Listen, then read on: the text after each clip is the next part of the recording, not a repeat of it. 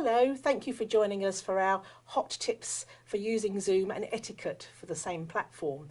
A lot of us are having to work remotely now, and we're actually using this type of medium a lot more. So we thought we'd share some of our insights into how to make it work most effectively for you. The first thing to consider is the lighting that you have. Really, I see a lot of people who have the window behind them, and when you do that, that puts you as a silhouette to the person that's viewing. They can't see your features at all and can give you a rather unpleasant look. So try not to have the window behind you. What you do want is have window in front of you. You need a light source in front, ideally a window or some other form of light such as a spot lamp. It doesn't have to be anything expensive. You want something to light your face up a bit and to give a soft general lighting. If you've got glasses, you'll need to practice with that before you do the event, because you'll need to adjust it so that it's not reflecting in your glasses.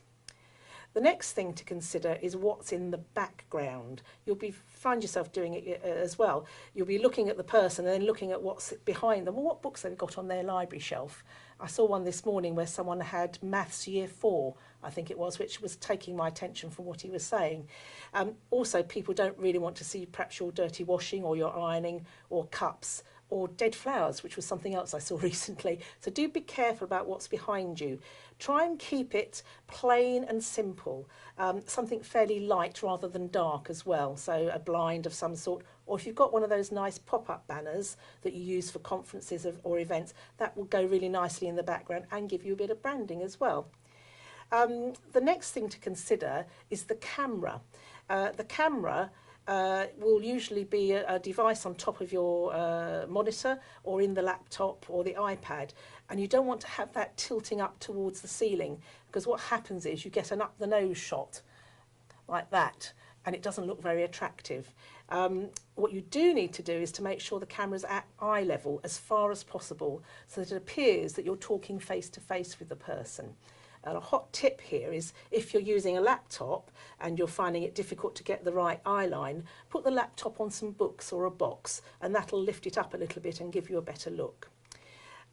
Something else to consider is that you shouldn't do, is that you don't want to have just the top of your head in shot either. So like that, and again that's to do with lining up the camera in the right place. It's just not very attractive. But you do see a lot of people where you can only see their eyes and can't see their mouth, so just make sure they can see the whole of your face. Make sure your face in fact fills the screen as far as possible, because we don't want a lot of space around you. We want to see you just as you are, looking wonderful, of course. A top tip here, most webcams use a wide angle lens, so don't get too close to the camera because it will distort your face, and that's also a bit disturbing for the viewer. Now we come on to the sound. So the sound you can't do an awful lot about, because it's included usually in the camera device or on your whatever it is you're using, your laptop or your PC. But don't leave the microphone on while you're not speaking, because the mic will pick up all the background noises around you. So it'll pick up things like you tapping on the keyboard to make notes, clicking your pen, which is really annoying, dogs barking, or the birds tweeting outside if you've got the window open. And it's very distracting to other people on the call, and you'll find that they start to lose attention. One of the things you should do, though, is to try and have your mic on mute, particularly when you initially join a meeting, so that you don't kind of bash in unannounced right in the middle of someone else's really important comment that they're making. So it's quite polite to actually have your mic on mute. And you can do this from the participants panel on the right-hand side of Zoom. You just click the mute button, so you've muted your microphone, or sometimes it's on the bottom of the Zoom device itself. It's just a little microphone, and when you see a cross through it, you've muted it. If you're using a headset with a microphone built in, that will also reduce some of the extraneous noise, and that can be quite useful. A top tip here is that you can press and hold the space bar down to mute or unmute your mic, and that's quite a quick way of doing it if something unexpected happens and you suddenly find there's somebody making a lot of noise around you. The next thing, the issue that people have, is usually bandwidth. which is the speed of your connection to the internet. Of course, with as working from home, there might be two people working from home, you might have children home, so you could find that your connection is slow. If that's the case, try turning off the camera and use audio only, but put up a photograph of yourself so that people can still see who it is that's speaking. Otherwise it feels a bit strange at the other end. You've just got a voice and you kind of think, well, I wonder what's going on the other end there. Why don't they want me to see them? You could explain this in the notes actually to the people that you've turned the video off so that it improves your speed. Also, check that there aren't any other apps working on your device in the background, such as updates, emails downloading or news feeds coming in, because this will take up some of your bandwidth. And probably the most important one at the moment is to check that no one else is using the broadband in the house, such as the kids perhaps streaming films or playing online games, because that takes up a lot of broadband width.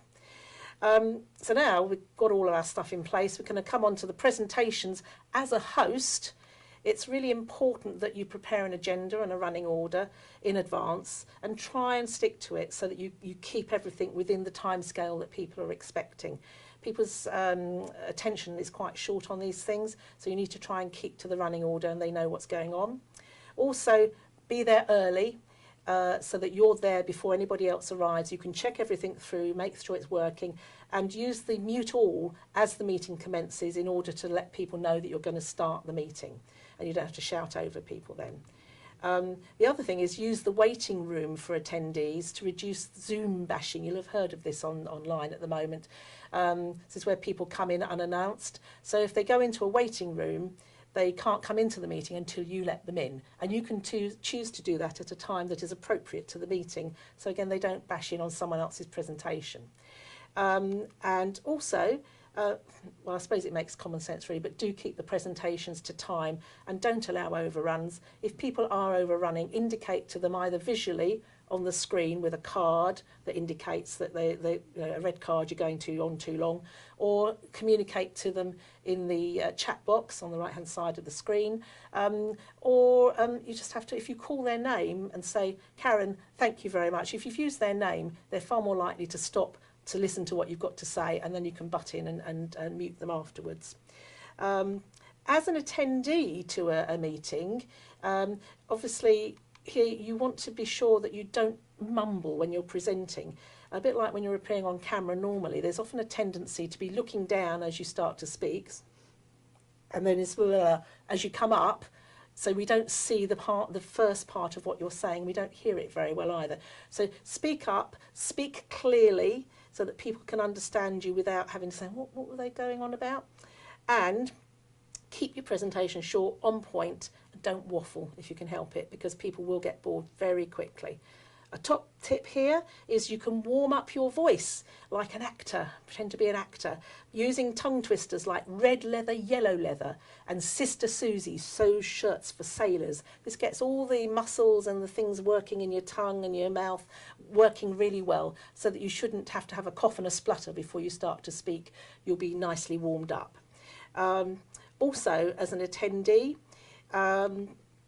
it's really good to be punctual, because you don't want to keep others waiting. If they've all got there on time, it's quite rude, and it's not very nice when you come into a meeting it's already started, because it disrupts stuff that's going on. So do be there punctually. A bit early is always good, actually, in case something goes wrong technically. Try not to leave the meeting early either, because that can be a bit disruptive and you might actually miss some of the most important parts of the meeting. A top tip here is that although you're at home, you may be meeting others for the first time, albeit virtually. So do consider the first impressions that you're going to make. Dress and act accordingly, as if you were having a real face-to-face meeting, which I doubt you would have in your pyjamas or some tatty t-shirt. You'd probably be wearing something, not necessarily a suit and boot sort of thing, but something that looks reasonably business-like.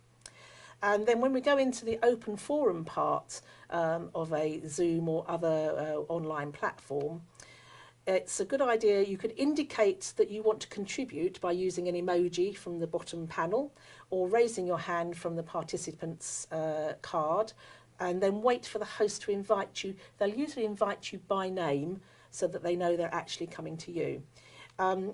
What you don't want to do is over talk.